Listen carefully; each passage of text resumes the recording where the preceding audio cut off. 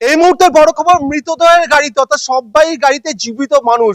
উত্তরপাড়া 6 নম্বর ওয়ার্ডে যেটা দেখা যাচ্ছে, এসআইআর এর ফর্ম ফিল আপ করেছে 2002 সালের আগে, অনেক আগে থেকে তার বাসিন্দা, এবং সেখানে জীবিত মানুষ। সেখানে কিন্তু যে নতুন নির্বাচন কমিশন যে লিস্ট বার করেছে, সেখানে মৃত ভোটারের তালিকায় কিন্তু দেখা যাচ্ছে এই বাসিন্দাকে দেখতে পাচ্ছেন, এবং এর প্রতিবাদ স্বরূপ কিন্তু তিনি সববাহী যে গাড়ি সেখানে উঠে যাচ্ছে। তিনি বলছেন, তাহলে কি করে আমি যখন ভোটার লিস্টে মৃত, আমি জীবিত থাকলে আমাকে মৃত বানিয়ে দিয়েছে, আমার দোষটা কোথায় এটাই আমি জানতে চাইছি, আর কিচ্ছু না।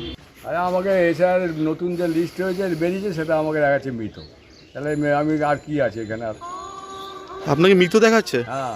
আপনার কি 2002 সালের যে ইয়ে ছিল সেখানে কি আপনার নাম ছিল? হ্যাঁ, নাম আছে। আমি তো আগেও বলেছি, এখনো বলছি বারবার, যে এরা যে ধরনের নির্বাচন কমিশন বিজেপির সাথে প্যাক্ট হয়ে বিজেপি কাজে লাগালো নির্বাচন কমিশনকে, যে করেই হোক পশ্চিমবাংলায় ক্ষমতা আসার লোভে তারা নির্বাচন কমিশনকে কাজে লাগিয়ে যা পারলো তাই করার চেষ্টা করছে, যা পেরেছে তাই করার চেষ্টা করছে। কাজেই এইভাবে ক্ষমতায় আসা যায় না।